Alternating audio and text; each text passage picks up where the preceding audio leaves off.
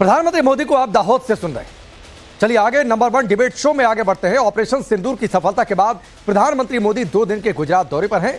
वडोदरा में road show, Dahod में rail unit का उद्घाटन करने के बाद अब प्रधानमंत्री मोदी भुज जाएंगे।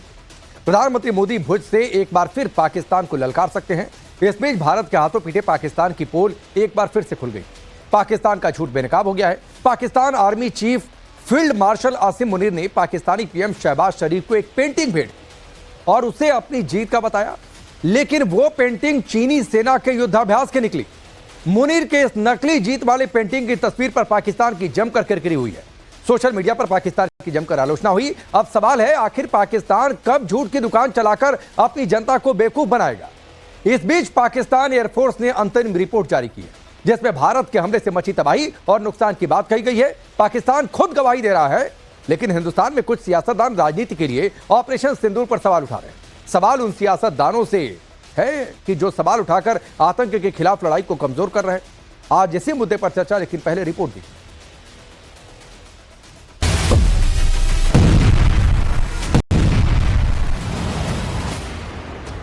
ऑपरेशन सिंदूर के शौर्य की धमक इन तस्वीरों में दिखाई दे रही है। ऑपरेशन सिंदूर के बाद पहली बार प्रधानमंत्री मोदी आज गुजरात के दौरे पर हैं। वडोदरा में पीएम मोदी का भव्य स्वागत हुआ। हर तरफ वंदे मातरम की गूंज सुनाई दी।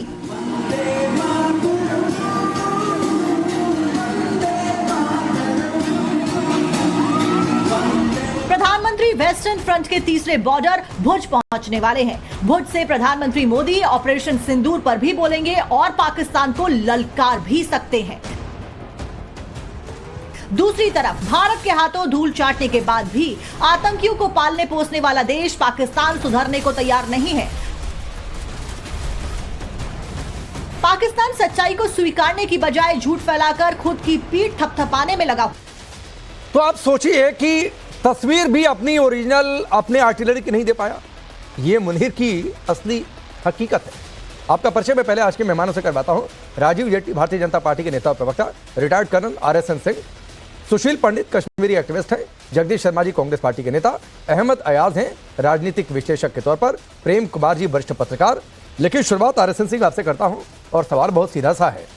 ऐसा मुल्क जो अपनी आर्टिलरी की तस्वीर भी ना बना पाए, वो फ्रेम भी लेकर आए, वो चीन की तस्वीर निकले, तो उसकी आर्मी की हकीकत क्या है? ये पूरी दुनिया में ढिढोरा एक बार फिर से पिट गया। मैंने पाकिस्तान पे किताब भी लिखी है आज से 8-10 साल पहले, the military factor in Pakistan. और मैंने जितने इनके कू हुए और इनके जो फौजी सियासतदान थे उनके सब पर मैंने काफी रिसर्च किया हुआ है।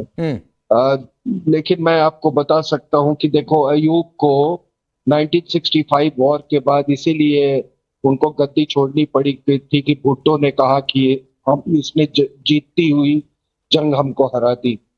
याहिया खान भी कभी उसने फील्ड मार्शल का टाइटल नहीं हुआ, he also had to exit. ठीक है, मुशर्रफ ने सत्ता हासिल कर ली, लेकिन उसको भी आखिर में भागना पड़ा था। आपको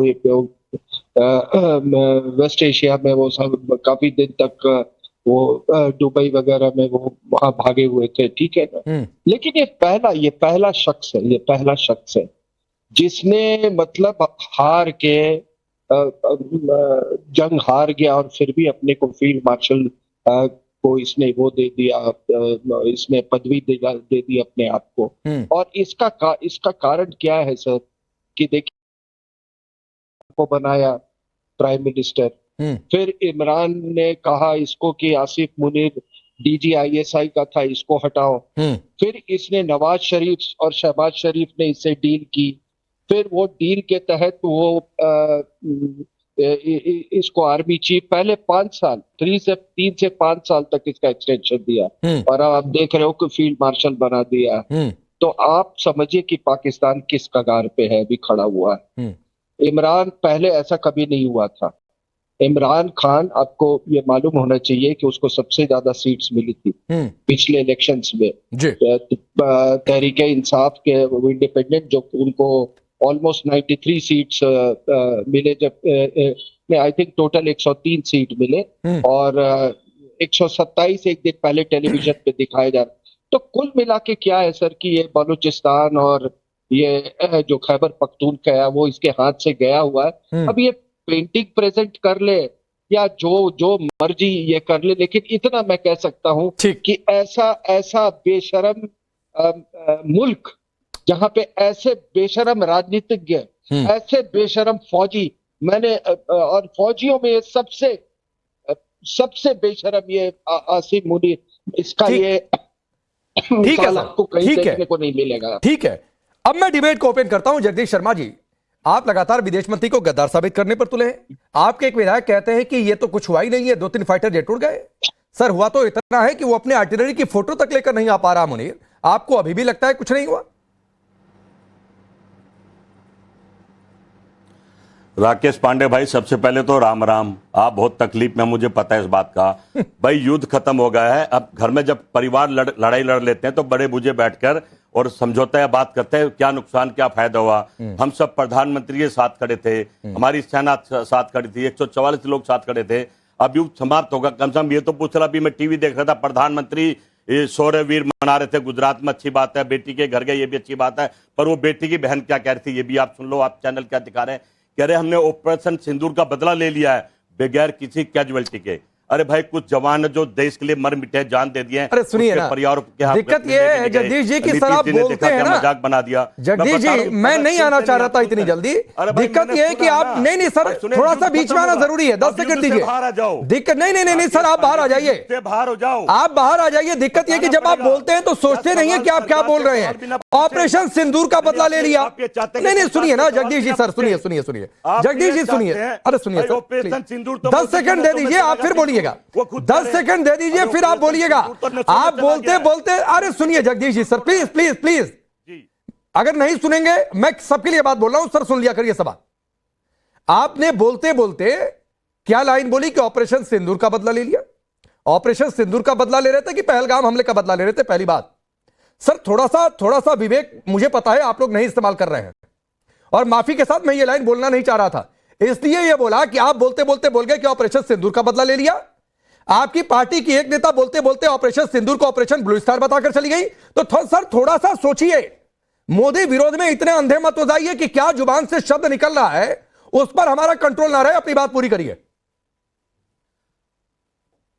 राकेश पांडे जी, सोचना आपको पड़ेगा। अरे मैं तो सोच रहा हूं ना, मैं तो सुन भी रहा हूं और सोच भी रहा हूं। बस झगड़ा होता है, इसलिए बोल दिया कि आप पहलगाम हमले के बदले को आप कह रहे हैं ऑपरेशन सिंदूर का बदला। मैं मान रहा हूं कि आपकी जुबान फिसली होगी, लेकिन सर जुबान फिसलने से रोकिए। अंदर जो चला गया उस सिंदूर की बात कर रहा हूं। जो लहू की जगह सिंदूर घुस गया, मैं उस सिंदूर की बात कर रहा हूं। अच्छा। और मैं पूछ रहा हूं भाई, सिंदूर के चक्कर में कितने सिंदूर उजड़ गए, उस पर तो चर्चा करो।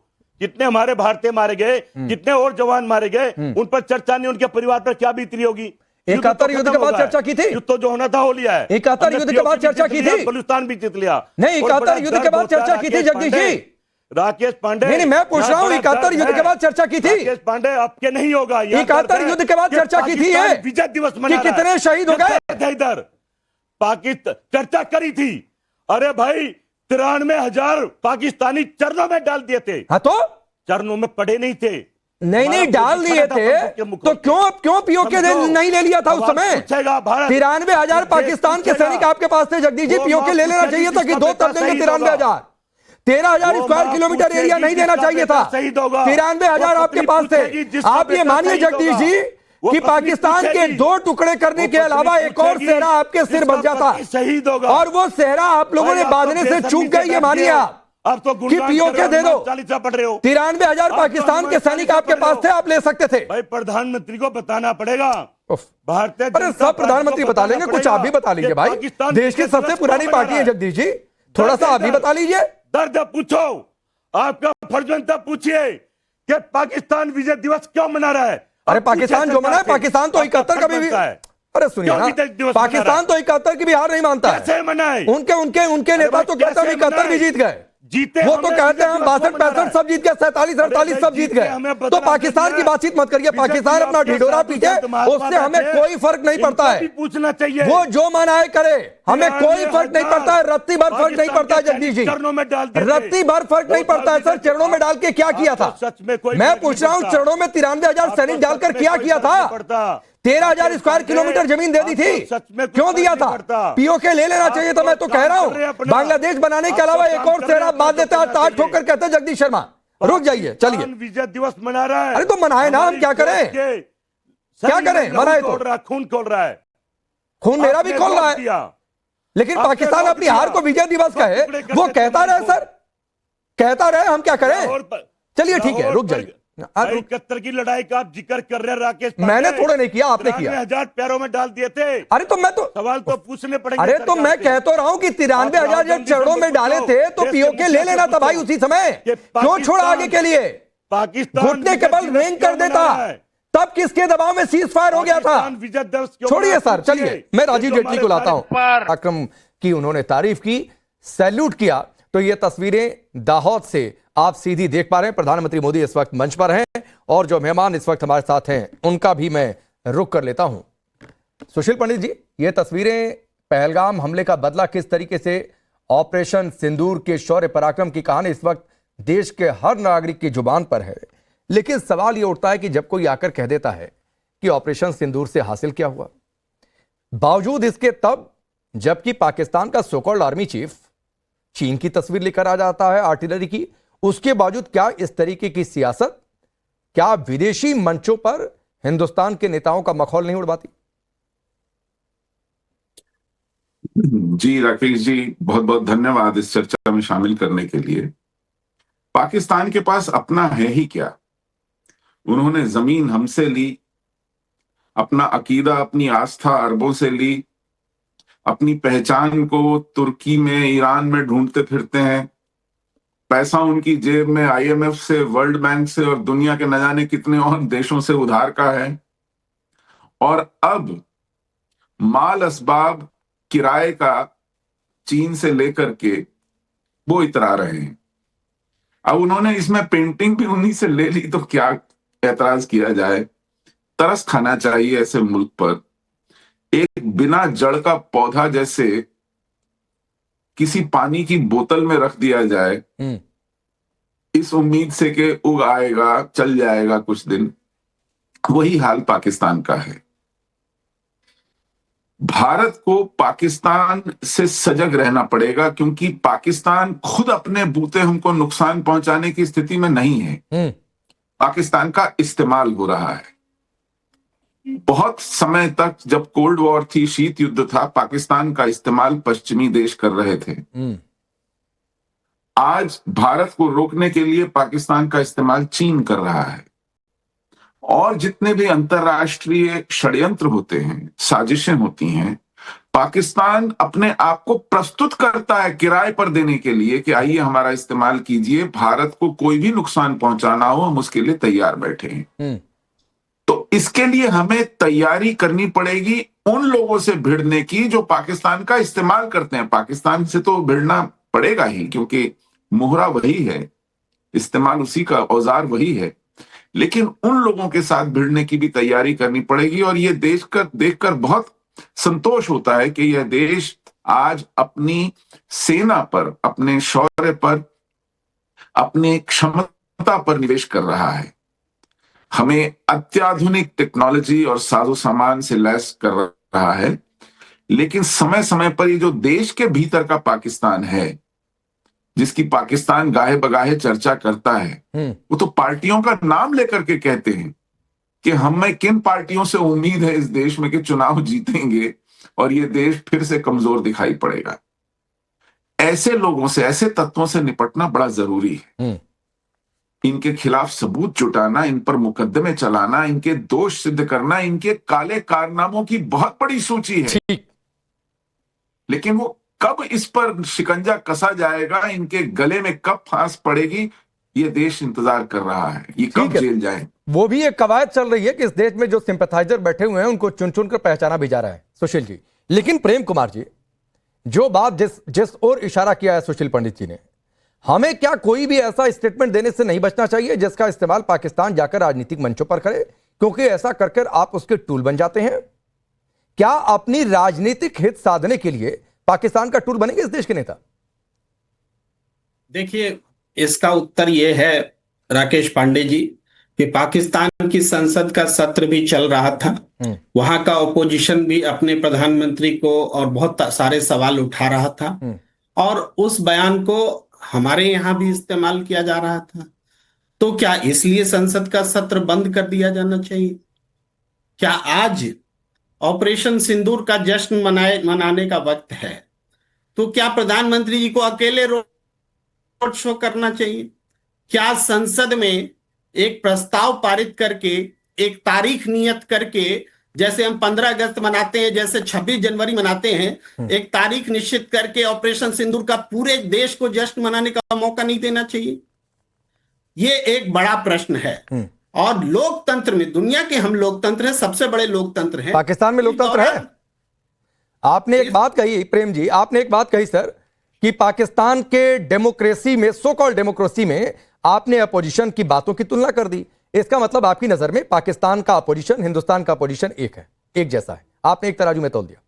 देखिए, मतलब इसका मतलब ये है, इसका मतलब वो आप निकालते रहे। नहीं, क्यों निकालते रहे? मैं अपने मत से थोड़ी नहीं कह रहा हूं। आपने तुलना कर दी सर। कैसे बोलेंगे? पाकिस्तान का opposition is equal to Hindustan का अपोजिशन, आपकी भाषा में आपने जो कहा।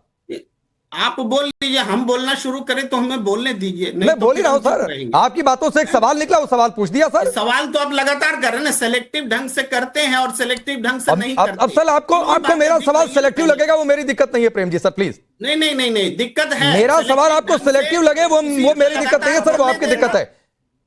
और ये चर्चा का कार्यक्रम नहीं है सर, डिबेट है। तो डिबेट में काउंटर क्वेश्चंस होते हैं और हर किसी को तैयार रहना चाहिए काउंटर क्वेश्चंस के लिए सर, प्लीज। बातचीत होती है क्या? आप बोले जा रहे हैं। नहीं, मैंने सवाल पूछा सर, आप उसमें मोरल एजुकेशन देने लगे कि ऐसा मत करिए, वैसा मत करिए। एक लाइन का सवाल पूछकर मैं शांत हो गया, आपको जवाब देना चाहिए था सर, तो आप मोरल एजुकेशन की क्लास देने लगे। चलिए हम चुप हो गए। नहीं, चुप नहीं हो गए। मैंने एक लाइन का सवाल किया, उस पर जवाब दीजिए सर, बिना मोरल एजुकेशन की क्लास दिए हुए। नहीं, मुझे आप जवाब देने दे तब। हाँ, तो मैं दे ही तो हर लाइन में टोक रहे। प्रेम जी सर सुनिए, मैं सवाल पूछकर चुप हो गया था, आप मोरल एजुकेशन की क्लास देने लगे, इसलिए मैं फिर बोलना शुरू किया। मैं अपनी बात कहूंगा। हाँ, चलिए बोलिए। आप उसको क्लास समझ रहे हैं? बोलिए। मैं अपनी बात कहूंगा ना, कि आपसे पूछ के बात करूंगा, बताइए ना। नहीं, बोलिए। मैंने एक बात कही कि ऑपरेशन सिंदूर का जश्न पूरे देश को मनाने का अवसर मिलना चाहिए। हाँ। कि एक सरकारी आयोजन में जिसमें घोषणाएं की जानी है। हाँ। आज 26 मई है भाई, आज 26 मई में 11 साल हो गए नरेंद्र मोदी जी के प्रधानमंत्री बने। आपको जश्न मनाने का अलग से आप कर लेते प्रोग्राम, आप उसमें ऑपरेशन सिंदूर भी डाल रहे हैं। हाँ। ये ऐसे राजनीतिक लाभ लेते हैं क्या? अच्छा, ये क्या 71 का कांग्रेस राजनीतिक लाभ नहीं लेती है क्या? मैं कह रहा हूं 71 में पाकिस्तान के 2 टुकड़े कर दिए कांग्रेस पार्टी ने, क्या उसका वो राजनीतिक लाभ नहीं लेती है? मैंने जो सवाल उठाया उसका जवाब दिया। नहीं, आपकी बात ठीक है प्रेम जी, मैं आपकी बात से 100% सहमत हूं। मैं बिल्कुल उसका विरोध नहीं कर रहा हूं। मेरा विरोध 2 चीजों को लेकर है। पहला विरोध है, मुझे तो बात रखने दीजिए ना। नहीं, कांग्रेस से विरोध है, कांग्रेस से बात नहीं सर, मेरा किसी से कोई जाति विरोध नहीं है, ना कांग्रेस से विरोध है, ना बीजेपी से विरोध है, ना सपा, किसी पार्टी से मेरा विरोध नहीं है। आपने जो 2 बात कही सर, मैं आपकी बात की सर्वदलीय प्रतिनिधिमंडल क्या होना चाहिए, संसद का सत्र, वो सर मैं उसका बिल्कुल विरोध नहीं कर रहा हूं। मैं 2 बातें कह रहा हूं। क्या 71 का कांग्रेस राजनीतिक लाभ नहीं लेती है, नंबर 1 सवाल। और दूसरा सवाल यह है, आपने पाकिस्तान के अपोजिशन की तुलना हिंदुस्तान से कर दी सर। इन दोनों बातों पर बोलिए, क्या आपको दोनों एक जैसे लगते हैं? देखिए, पहली बात यह है कि 1971 के बाद से आज कितने साल हो गए? 29 और 25 54 साल हो गए। 54 साल में कब क्या हुआ उसका हिसाब लेके बैठना होगा, तब जवाब दिया जाएगा। तब संसद का सत्र भी बुलाया गया था, बातचीत भी हुई थी। और लाभ लेना अलग चीज है। अच्छा, क्यों? पहले भी लाभ लीजिए, लेकिन देश को मौका तो मिलना चाहिए कि ऑपरेशन सिंदूर पूरा देश एकजुट होकर के सेलिब्रेट करे। सीज फायर पर आलोचना भी तो लेनी पड़ेगी, वो भी दूसरा पहलू है। तीसरा पहलू, आपने कहा पाकिस्तान के विपक्ष से भारत के विपक्ष की तुलना की। नहीं, पाकिस्तान संकट की घड़ी में पाकिस्तान का संसद खुला हुआ है, हमारी संसद बंद है। ये हमारी तो पाकिस्तान से सीखेंगे, सवाल रहेगा हमेशा। पाकिस्तान से सीखेंगे प्रेम कुमार जी। ये बुरे दिन आ गए हिंदुस्तान के कि पाकिस्तान से सीखे जाकर बंद रखेंगे। नहीं, ये बुरी हालत हो गई हिंदुस्तान की, इतने बुरे दिन आ गए प्रेम कुमार जी। तो सर अब मैं एक चीज बताता हूं, जरा सुशील जी को भी लाइए स्क्रीन पर। रुकिए सर, प्रेम जी हो गया सर आपका जवाब। आप थोड़ी देर पहले कह रहे थे ना, मेरे सवाल को सेलेक्टिव बता रहे थे। तो सर सेलेक्टिव होना किसे कहते हैं मैं आपको बताता हूं। सेलेक्टिव होना। भाई शरीर में सिंदूर कैसे आ गया, सवाल ये होगा। वो भी बह गए भावनाओं में, उस पे सवाल नहीं करेंगे। अब जवाब दे दिए ना सर, हमारी सेना ने जवाब दे दिया और भावना, अगर प्रधानमंत्री यही देश की भावना है कि लहू खोला तो गर्द सिंदूर की तरह खोला, और इसलिए खोला क्योंकि बहनों और माओं का सिंदूर उजाड़ा था आतंकियों ने। कहां ये सर भावना आपको नहीं समझ में आ रही है तो मेरी दिक्कत नहीं है, मैं फिर कह रहा हूं कि मेरी दिक्कत नहीं है। अगर आप ये भावना नहीं समझ रहे हैं तो चलिए, वक्त इतना ही है, वक्त इतना ही। सर मेरी सिर्फ एक बात की गुजारिश है कि क्या बोल रहे हैं थोड़ा सा सोच समझ कर बोलिए। सिंदूर को ब्लू स्टार, सिंदूर का बदला पहलगाम की जगह, जब सोचेंगे पॉलिटिकल विरोध को मजबूरी नहीं बनाएंगे तो सर ऐसे गलत शब्द नहीं निकलेंगे मुझसे। आप सबका बहुत बहुत शुक्रिया।